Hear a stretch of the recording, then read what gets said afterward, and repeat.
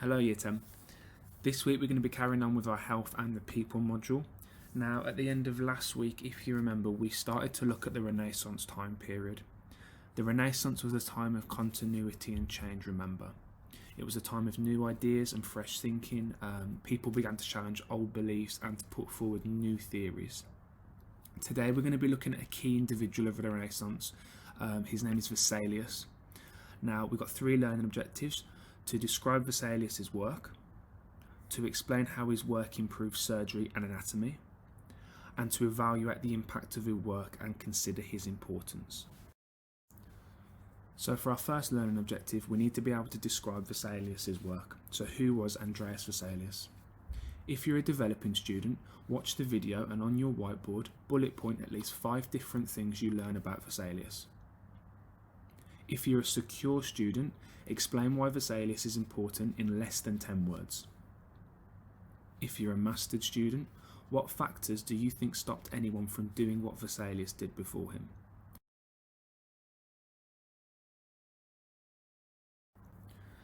So we should now know a bit about who Andreas Vesalius was. He's a really important figure in the Renaissance period. He believed that successful surgery would only be possible if doctors had a proper understanding of the anatomy. For our next learning objective, we need to be able to explain how his work improved surgery and anatomy. What you need to do is open and read through the document that's labelled Vesalius Information on Class Charts. If you're a developing student, open and complete the quiz that's on screen now. If you're a secure student, write down 3 ways Vesalius improved surgery and knowledge of anatomy.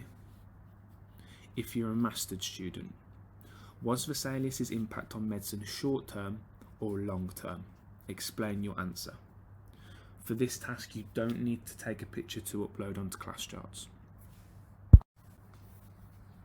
Finally, Year 10, we're going to be able to evaluate the impact of Vesalius' work. To do this, we're going to look at a source. What you need to do is open the PowerPoint that's labelled Vesalius source and read through that PowerPoint. Look carefully at the source and look at the key things that it shows.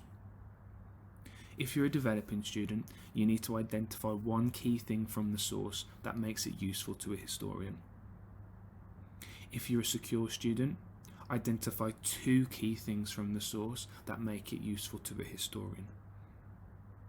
Mastered students, you are going to complete the exam practice question at the end of that PowerPoint using the sentence starters provided. Remember to take a picture of your completed task to upload to Class Charts.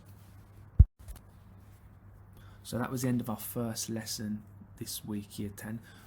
By now you should have a good understanding of who Vesalius was and why his work was so important. What you need to do now is to upload pictures of your completed tasks. So for task number 1, you need to upload an explanation of who Vesalius was and some information about why his work was important. You don't need to upload anything for task number 2. And for task number 3, you need to upload a picture of your source analysis.